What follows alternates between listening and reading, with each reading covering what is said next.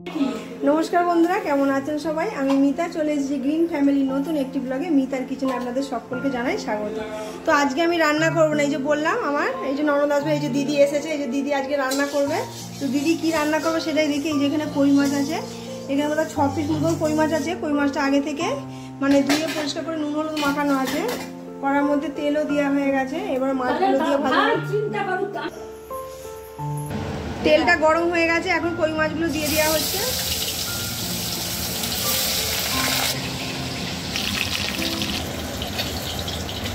কই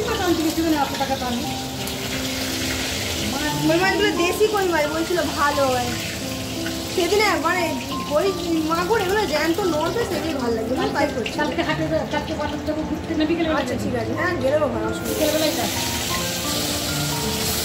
বাকি যে মাছগুলো আছে ওইগুলো ভেজে নেওয়া হচ্ছে। যে মাছটা ভাজা হয়ে গেছে কই মাছটা, এরপর কড়ার মধ্যে আর অল্প একটু তেল দিয়ে এরপরে গোটা জিরে ফোড়ন দেওয়া হয়েছে, কাঁচা লঙ্কা।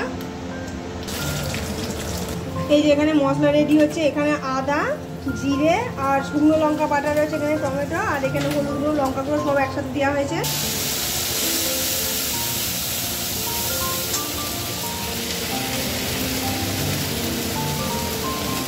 এবার মশলাটা কষানো হচ্ছে।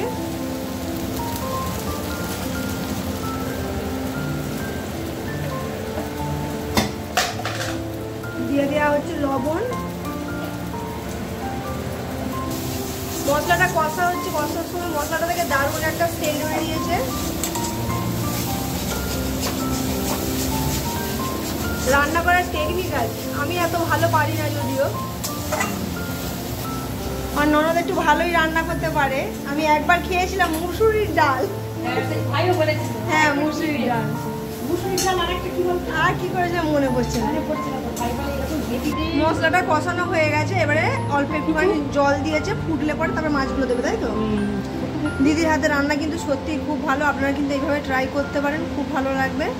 এরপরে ভেজে রাখা কই মাছগুলো দিয়ে দেওয়া হচ্ছে। মানে এর মধ্যে সেরকম কোনো মশলা নেই, একটু টমেটোর পেস্ট দেওয়া রয়েছে, আদা আর জিরে আর লঙ্কা, পেঁয়াজ রসুন কোনো কিছু এর মধ্যে দেওয়া নেই, কিন্তু তাতেই যা সেন্ট বেরিয়েছে একদম পুরো মাংসকেও হার মানাবে। দেখুন কত সুন্দর লাগছে, কালারটাও খুব সুন্দর এসছে, স্মেলটাও খুব সুন্দরভাবে একদম বেরিয়েছে, দারুণ লাগছে। সিম্পল ভাবে কই মাছের ঝাল।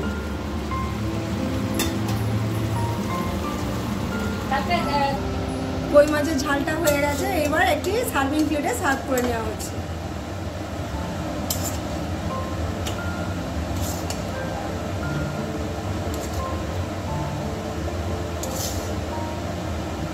বাহ কত সুন্দর লাগছে, দারুণ লাগছে।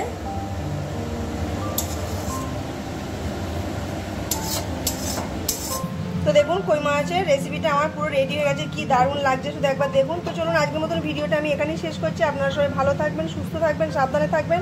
আর আমার ভিডিও যদি আপনাদের ভালো লেগে থাকে কমেন্ট করে অবশ্যই জানাবেন। আমার দিদির মানে দিদির রান্না কীরকম হয়েছে কই মাছের রেসিপিটা সেটা কমেন্ট করে অবশ্যই জানাবেন, আর একটা লাইক করবেন। তো আজকের মতন টাটা।